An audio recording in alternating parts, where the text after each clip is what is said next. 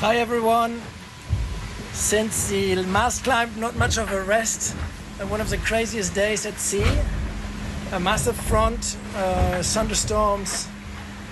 I've never seen anything like that in my entire life of many years of sailing. It was the entire day, the end of the night, I mean most of the night, the whole day. Pounding rain. I've never heard or seen anything like that ever before. Plus thunderstorms, but the craziest ones. And wind from all directions, fighting, and waves. So the boat was jibing and lying flat on the sea a few times. I was thrown around. Luckily nothing broke. But then a thunder lightning hit so close that immediately my screen here was flashing, playing and going black, and the pilot going off, or the instruments going off, switching off, all the alarms coming on, the boat jibing instantly, lying flat on the water, wind increasing, more thunder, more lightning. I think today the sea showed me the teeth, or I don't know what, or the Vendée Globe, or the weather. That was really a day for the memories. And since then, a fight throughout the day. And now we're out of this front since half an hour. We have north wind.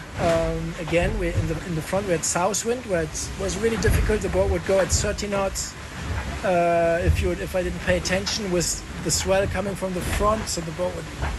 Oh my God! I didn't eat since the fucking mast climb. I just had dinner. The most beautiful evening, and from the most beautiful to the most horrendous in a very short time. Since then, I had a gel from my friend Thomas Toria, and a power gel and stuff like that. I didn't have time to eat. Thanks to the short team, we were able to recuperate one pilot with one set of wind instruments, so that's really good, essential. I don't have many things. The radar is broken, the screen here doesn't work anymore. I have no loads whatsoever. I don't have foil rake, keel angle. The keel system doesn't work as normal. I have to do it more manually than usual. But I can charge the batteries. I have power. I have a water maker. I have Oscar. I have wind instruments and one pilot. So the rest, I mean, it's probably never unheard, you know. Like we just 6 months ago, we were hit by lightning in New York and had like a massive destructive situation. Everything was broken in the boat. It's a bit better this time than the New York one, but wow, scary. So no more thunderstorms on this race, please. We are now tacking soon, heading northeast after. And after the tack, I will eat and hopefully get the adrenaline down enough to be able to sleep somehow. Wow, I still can't believe this day. Crazy. Crazy, crazy, crazy.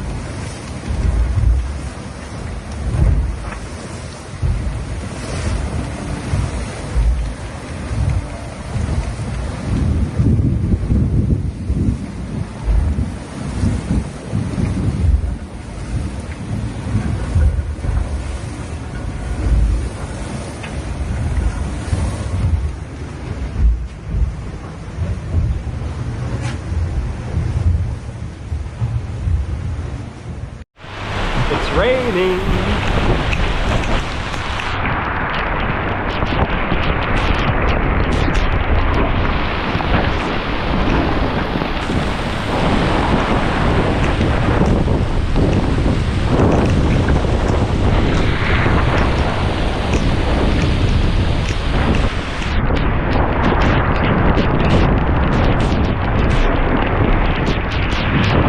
Just having a shower.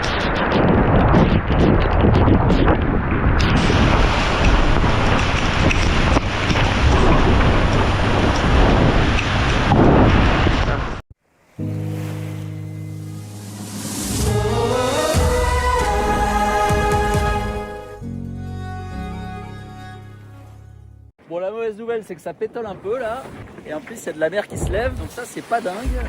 La houle là qui fait bien chier. Mais la bonne nouvelle, c'est que j'ai enfin pu écrire les derniers noms sur le mât. Ceux qui manquaient, ceux qui étaient arrivés vraiment le dernier jour au sable. Alors je les ai fait à la main, donc je vous l'ai dit, hein, on a, bon, déjà on a tout ça hein, quand même. Hein. Voilà, quand même. Hein. Après on le refera mieux au sable, hein, évidemment, hein, enfin à Lorient pour la saison prochaine. Mais... parce qu'ils resteront jusqu'à la Jaguar, hein, bien sûr, évidemment.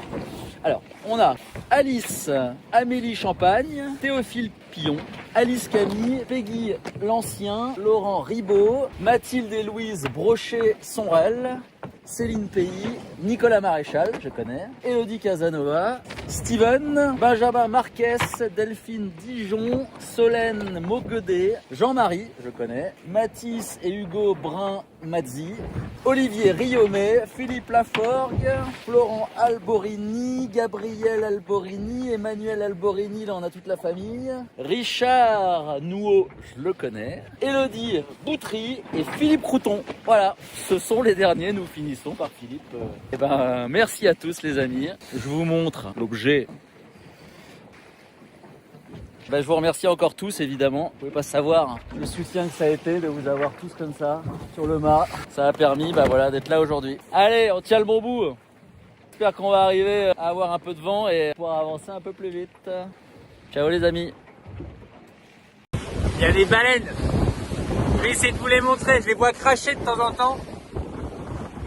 Au début, je croyais que c'était Jean. J'ai vu une espèce de voile noir. En fait, c'est pas Jean. Ah, elles sont là-bas. J'ai l'impression qu'il y en a deux.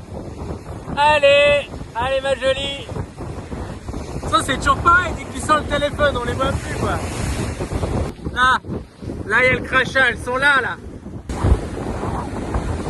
Là, elles sont là, là. Tellement cool. Ouais. Là, elle est là. Ouais, salut. Ah, c'est beau, purée, ça fait plaisir.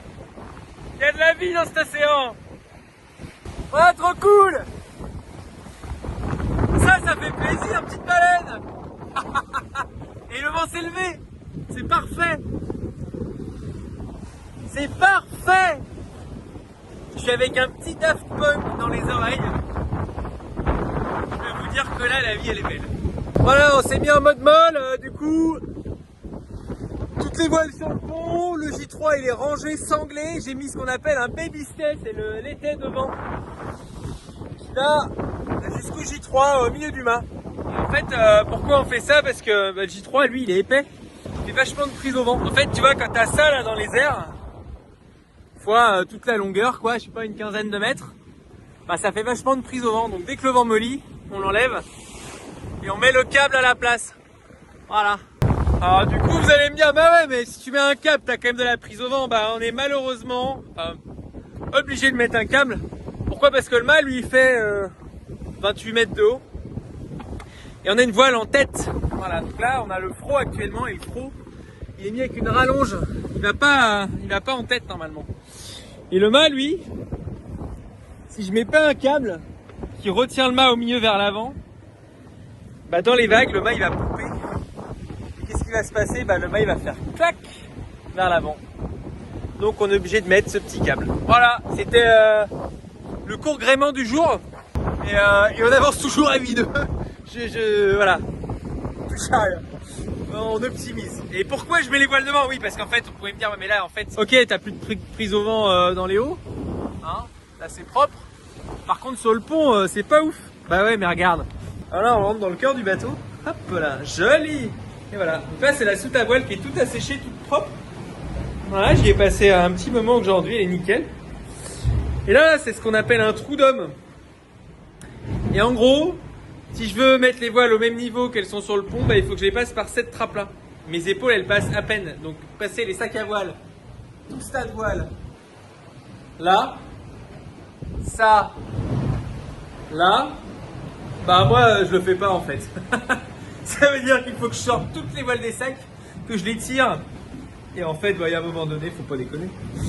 Pas déconner parce qu'on gagne vraiment pas grand chose à faire ça, si ce n'est de se casser le dos. Et clairement, j'ai pas envie. Bonjour à tous. Je vous donne quelques news de Paprika. Ça fait quelques temps que j'en ai pas fait.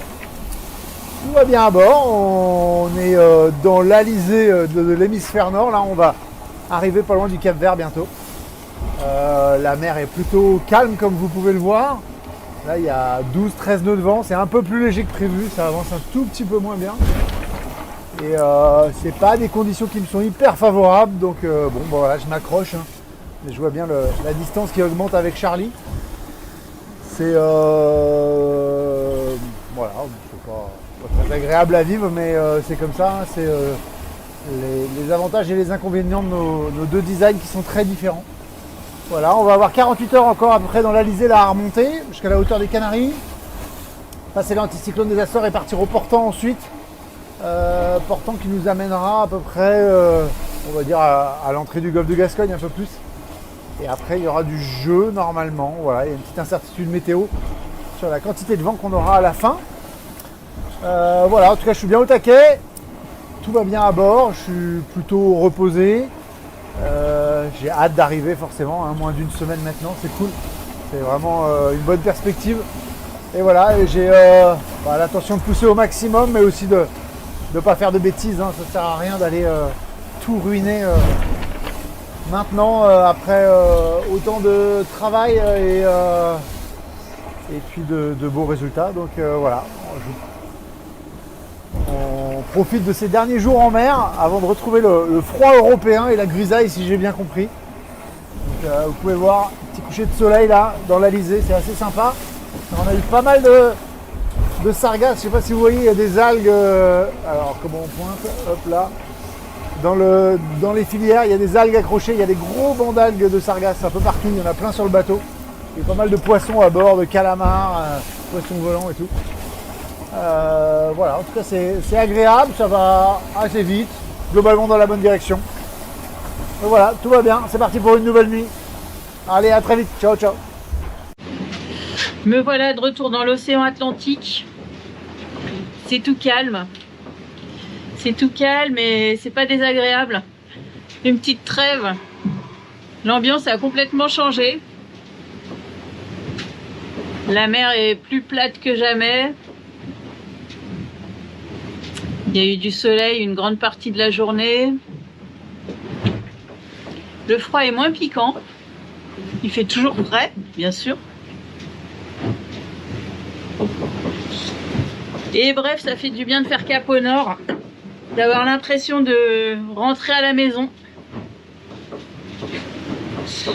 Et moi là j'en profite un peu pour charger les batteries parce que dans 24 heures il y a de nouveau une dépression qui va revenir et qui va me rattraper et probablement amener des vents assez forts. Avec un peu de chance, ce sera la dernière dépression de l'hémisphère sud.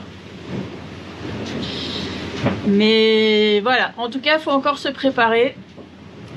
Et puis s'accrocher jusqu'à ce que je puisse enfin virer de bord et passer en tribord à mur. J'ai carrément hâte.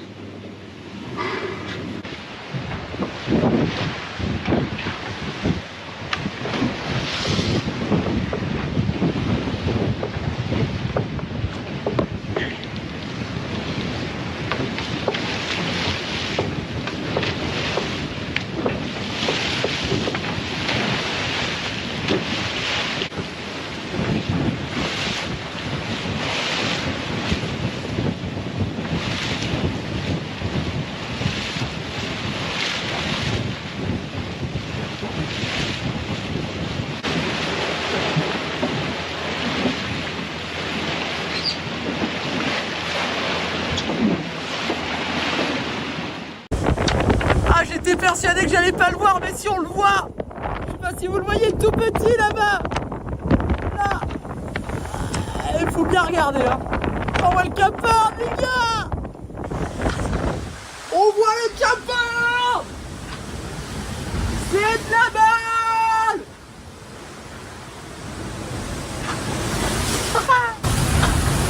Cap Horn, les amis. Cap Horn, on y est.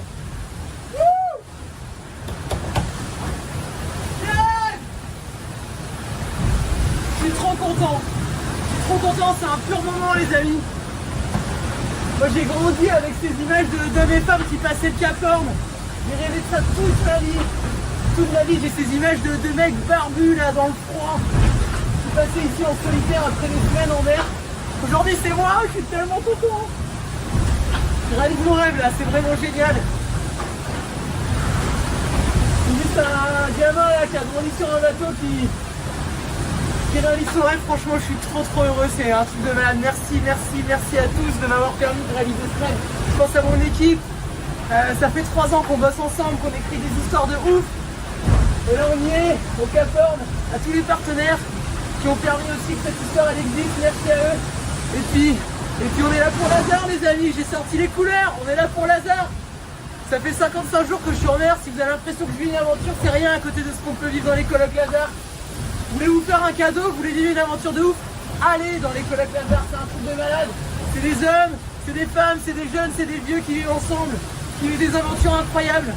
Et il n'y a pas besoin d'aller très loin, il n'y a pas besoin d'aller à l'autre bout du monde. Moi je vais à l'autre bout du monde pour pouvoir vous passer ce message là parce que je sais que vous allez l'écouter. Ouais, c'est ouf, je suis trop heureux. Bon alors, la petite offrande. Bon, Jean Le Cam il a dit qu'il fallait donner de la bonne pour que le vent soit sympa avec nous. Du coup là j'ai sorti la cave spéciale, la topette de mon ami Pierre Bourras pour la petite offrande en espérant que la remontée de la viande tout se passe bien.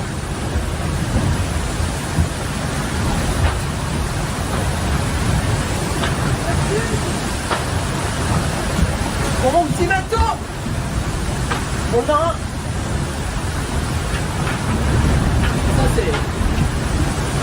Ça c'est ouais.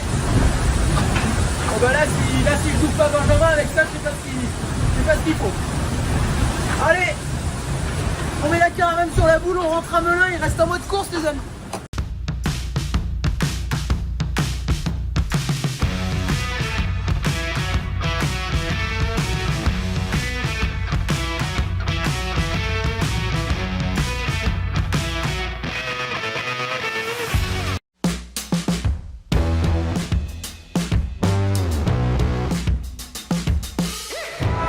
Three, two, one, 2025. Happy New Year. Here's to the boat. And one to the ocean. Here's to you guys. Cheers. All the best for 2025 to everyone. Cheers. I hope that your wishes come true as much as mine. And my wishes, as I need to tack here, is a 10-degree right shift in the next 10 minutes. All the best. Cheers.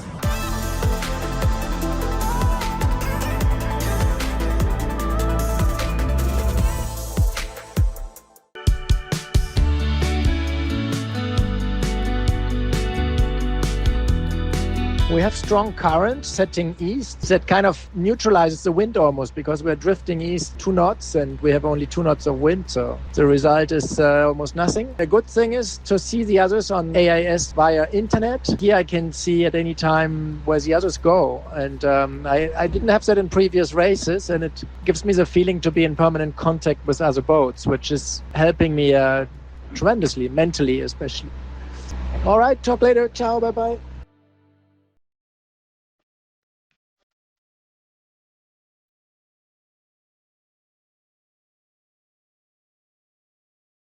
The boat seems drunk. Oh no, the weather is drunk at the sea. I mean, look at these waves. This is a couple of meters wave height. Very, very light wind. And then a big cloud that's announced on the radar. Another week or so we should be in the trade winds. What a desire, what a kind of dream. Something that seems so far, so unreachable almost. Yeah, let's get out of here. Let's get to the north.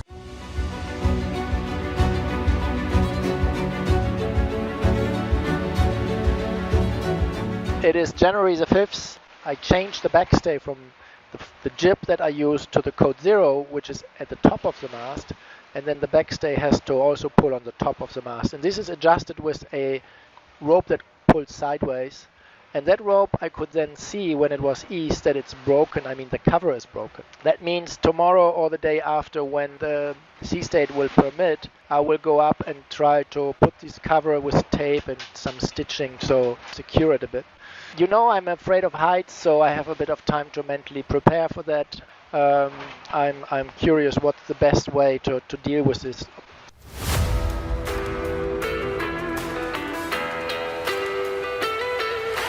So I'm done prepping the mast climb. On this one I have a chewing gum because it calms me down. So luckily we have got back as a partner because this is my main tool. I have the stitching needles prepared in here. I have all the other tools in there. I have my safety, a helmet. I drink a bit of water, GoPro, the climbing rope. And now we're ready to go up. Let's do this.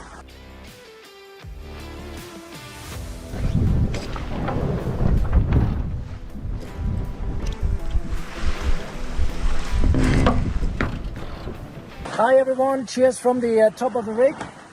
I repaired the runner deflector and I'm happy to come down because it is quite bumpy up here. There's a boat down there. I was wondering if I could see Sam Gottschalk somewhere, but didn't find him. Cheers, job done. So that was a safe operation, successfully done. I hope now the runner will hold to the finish in Les Sables d'Olonne.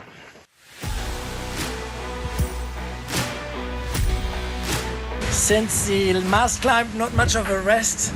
One of the craziest days at sea. A massive front, thunderstorms.